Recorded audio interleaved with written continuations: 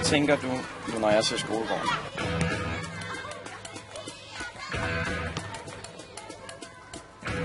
Der er intet sket.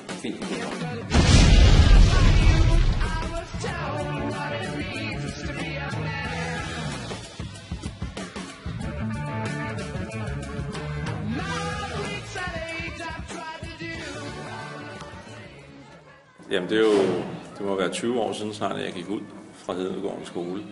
Og det jeg vil huske allermest, om ikke, hvad kan man sige, for at det var det bedste, men i hvert fald noget, der så klarest i min erindring, det var, at vi skulle danse ude i skolegården. Nogle gange så var musikundervisningen derude, og der skulle vi danse blandt andet Tåturen fra Vejle og så videre.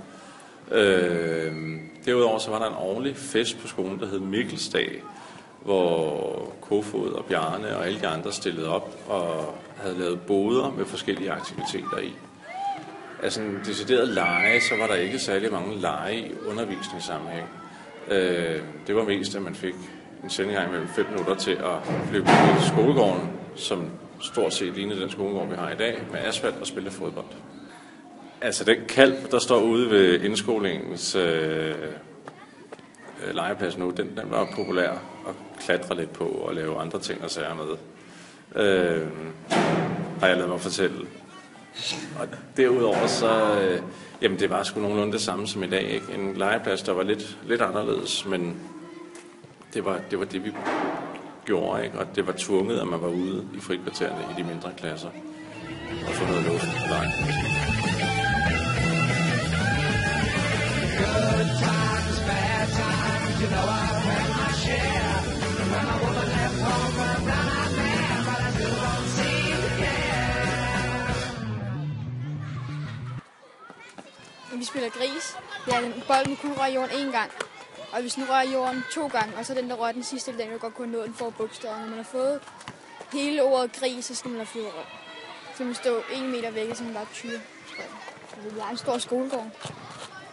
Der er boldbaner, man kan lave alt muligt. Man kan lave faktisk lige det, man har lyst til.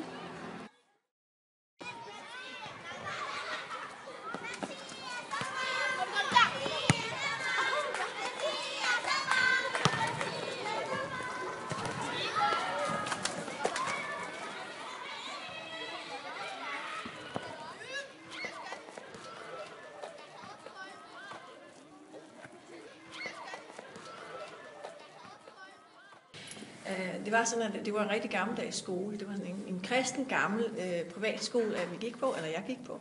Og så var det sådan, ude i skolegården, der var der nogle toiletter, når man havde udeordning, når man skulle ud, så skulle man være ude og lege. Og det var ikke altid skide spændende, de der lege. Og jeg var en lille buttet ind, og jeg gad sgu ikke rende rundt og ligne en tosse.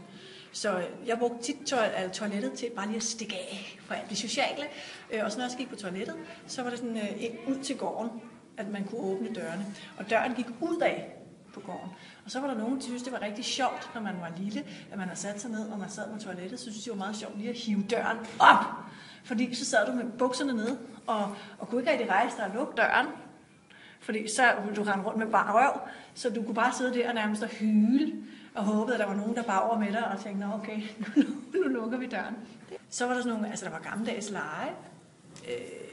Der var, vi melder krig. Det var en kæmpe cirkel, hvor er det super pædagogisk med krig, ikke? Men så var der et flag. Hele den her cirkel var inddelt som en ost i små stykker. Og så var man et land, og så skulle man, det kan jeg faktisk ikke huske reglerne, men så skulle man melde krig over for et andet land, og så skulle man løbe væk, når man meldte krig, og så skulle de sige stop, de løb ind mod midten, og så skulle de så ramme en eller kaste eller noget.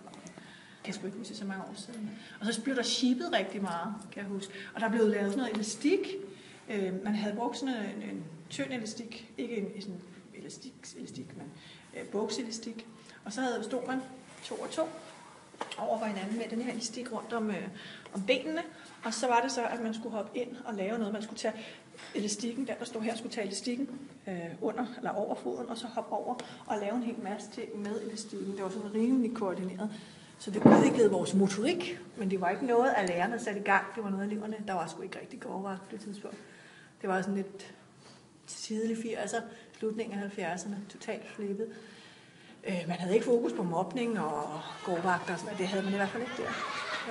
Det var mere faglighed, der talte.